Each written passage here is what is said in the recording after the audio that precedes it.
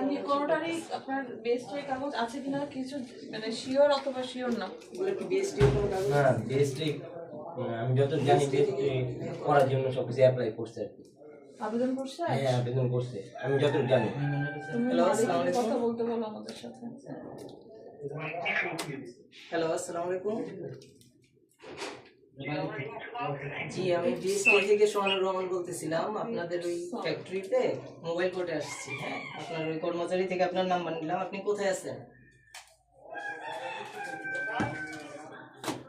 BST থেকে mobile কোর্টে আসছি। আপনার যে কর্মচারী আছে ওনার থেকে আপনার নাম্বারটা নিলাম। আপনি কোথায় আছেন এখন? আচ্ছা, এখন এখানে ম্যাজিস্ট্রেট স্যার আছে। হ্যাঁ, আপনি ওই বিএসটি এর কি কাগজপত্র আছে ওগুলা নিয়ে একটু দ্রুত আসেন। আপনি কোথায় আছেন? বাইরে এসে এখানে মোবাইল কোর্টে আসছে।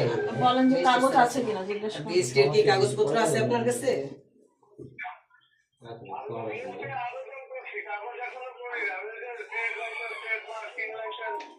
আবেদন যে করছেন সেই কপিটা কি আমাকে একটু দিতে পারবেন?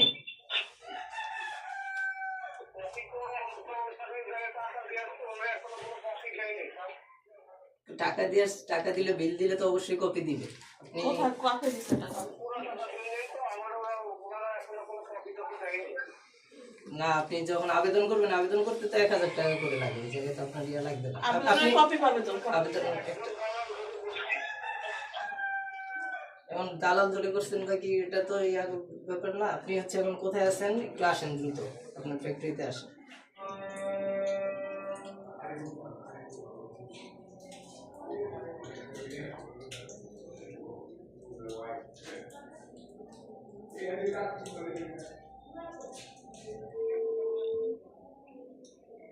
হ্যালো, হ্যাঁ বলো, কি কি প্রোডাক্ট আছে এখানে?